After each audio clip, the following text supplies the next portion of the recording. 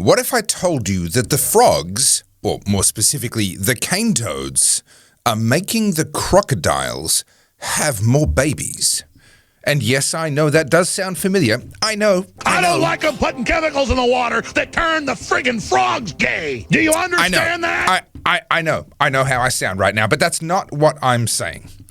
What I'm talking about is how cane toads have caused the explosion in crocodile numbers in the north of Australia, leading to calls for them to be culled in a big way, and creating perhaps one of the most spectacular examples of government mismanagement in Australia.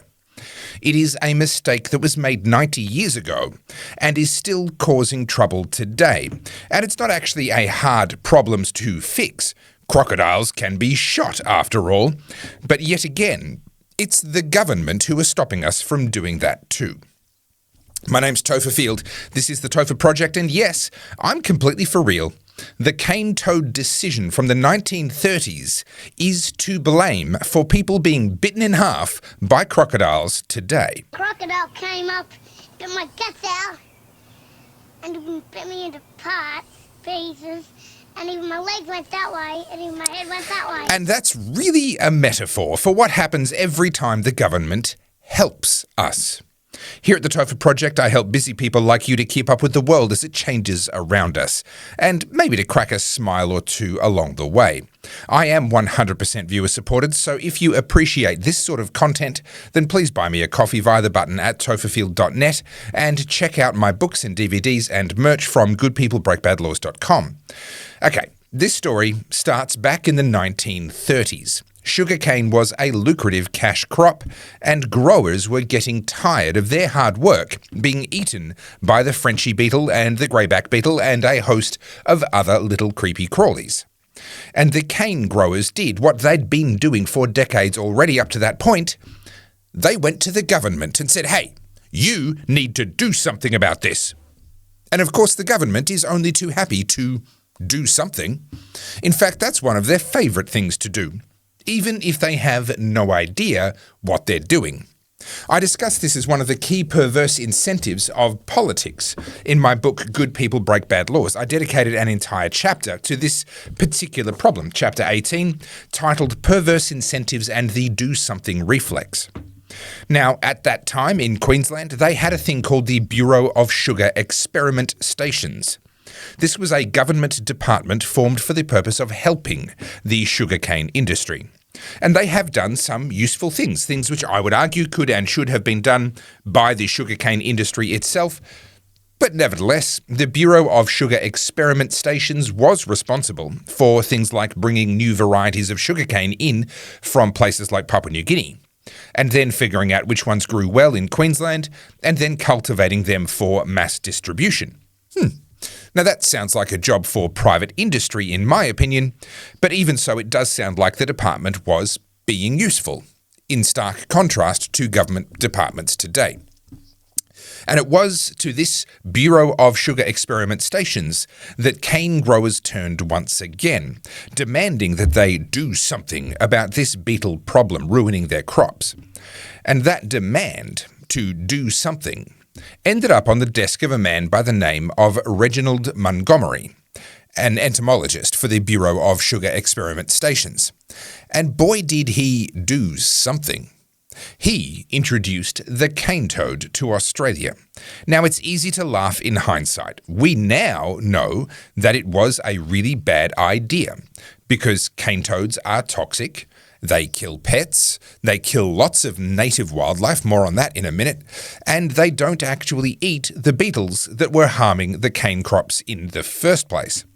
Yeah, so their introduction into Australia has been all downside and no upside for anyone, not even for the cane farmers.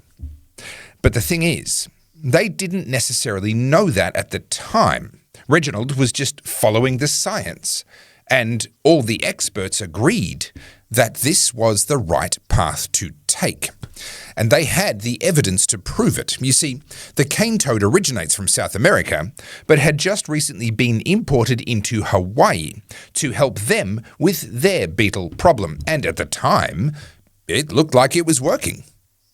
I say looked like because in 1935, when Reginald went and collected some of these cane toads from Hawaii to release into Australia, they'd only been in Hawaii for less than 3 years, which was simply not long enough for anyone to really know what the unintended consequences might have been. But they were in a hurry. The people, well, they wanted the government to do something. And by gum, the government were going to do something, even if it turned out to be the wrong thing. See, that doesn't actually matter, because by the time enough time has passed for everyone to figure out that it was the wrong thing, well, by then everyone's moved on to the next thing in any case. So really, so long as they did something, they couldn't lose. So Reginald, with the full support of the Queensland government and all the experts, triumphantly returned from Hawaii and introduced this pest into Australia. Now, you won't be surprised to learn that the cane toad in Hawaii has now turned out to be a disaster as well. They breed prolifically. They eat lots of beneficial bugs as well as the bad ones. And they've become a huge problem in and of themselves in Hawaii, whilst providing very limited benefits for the sugarcane industry or anyone else. Now, if Reginald and the Queensland Bureau of Sugar Experiment Stations had just waited another few years to see what happened with the cane toads in Hawaii before they brought them to Australia, then they would have known better than to bring that problem here. The trouble is that politically and in terms of public perception, there is no public reward for waiting. And in fact, telling everyone to hold their horses and just wait a minute until we need a bit more evidence, more data before we do this, well, that's a surefire way to get fired. So when the people come to the government demanding that the government do something, the incentive on the politicians, on the bureaucrats and all their various advisors and hangers-on is to act now, decisively. And any delay is harmful, at least from a political and public perception perspective. So caution, and indeed science, goes out the window, as it always does, anytime there is a mad rush to do something. I'm mindful of the Chinese dictator Mao Zedong's Four Pests campaign in 1958. China was in the grip of a famine caused by the communist practices which Mao had forced upon the people of China, but Mao needed a scapegoat. He needed to be seen to do something about the famine. So he told his people to go and kill these four pests that were supposedly eating their food and causing ill health, those being rats, flies, mosquitoes, and sparrows. And it worked. Well, it worked in the sense that people dutifully caught and killed huge populations of sparrows and every other bird along with them. But then, of course, as a result of this, the insect population exploded out of all proportion because, well, they were no longer being eaten by all those birds. And this vast swarm of insects then set about eating what little crops there were, and the famine became the Great Famine because the government did something. But we wouldn't be that silly here in Australia, would we?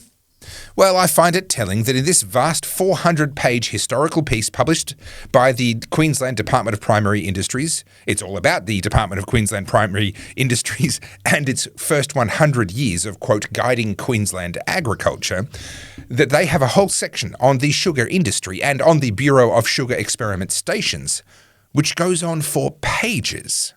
And yet, nowhere in this section do they mention the fact that it was the Queensland government and the sugar experiment stations specifically who introduced the cane toad in the first place. Now, cane toads do get a mention in this report on page 132, buried inside a section about pest control, where they mention the fact that in the less than 6 months that the 35 female cane toads being bred in captivity were there, before any of them were released, they produced over 1.5 million eggs in 6 months.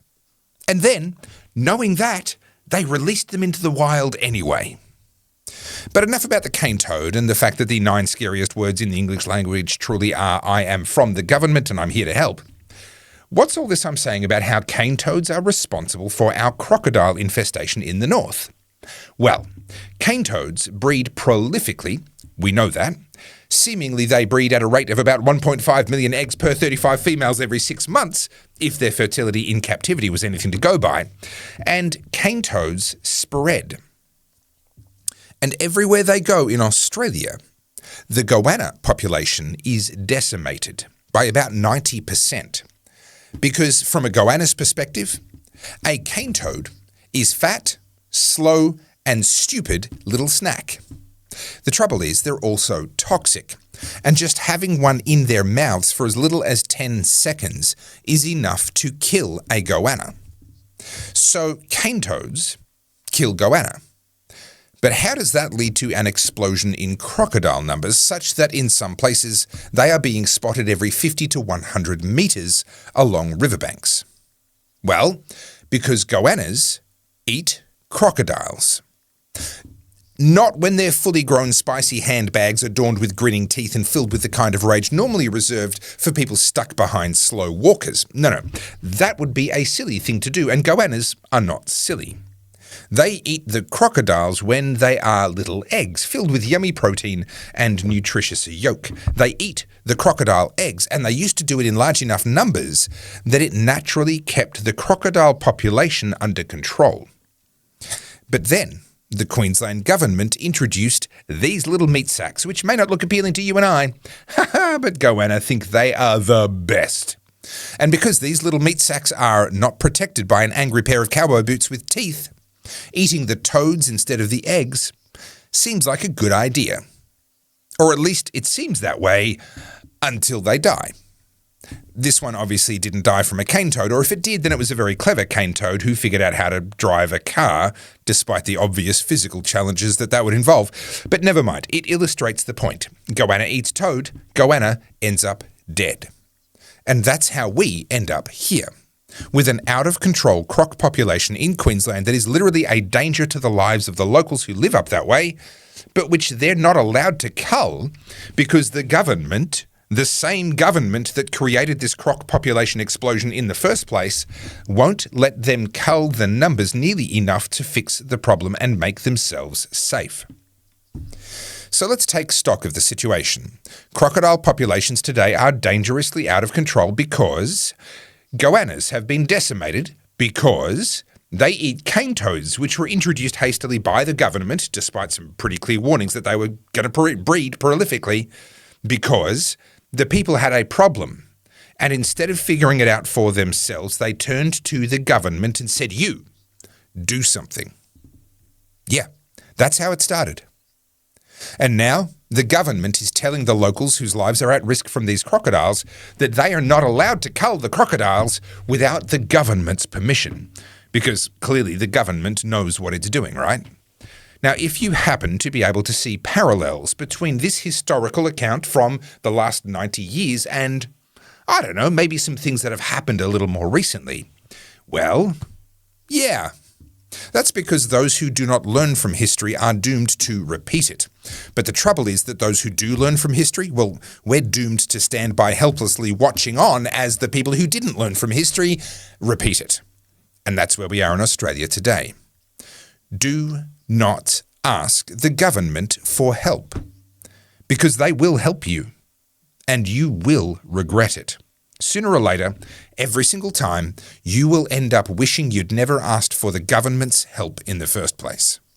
My name's Topher Field, this is the Topher Project, and I help busy people like you to make sense of the nonsense that surrounds us. I am 100% viewer supported, so if you appreciate this sort of Australian content by an Aussie and for Aussies, and you'd like to help me to help others to learn from history and from our mistakes, then please buy me a coffee via the button at topherfield.net. And check out my books, including my first book, Good People Break Bad Laws, which includes lots of discussion about perverse incentives and the do something reflex, along with lots more, of course. And you can also buy my second book, my DVD, my merch in a range of different designs, all from goodpeoplebreakbadlaws.com. Thank you so much for watching to the end. Please like, subscribe to help me reach 100,000 subscribers on YouTube. Comment with your own examples of when asking the government for help has gone horribly wrong. And as always, think free.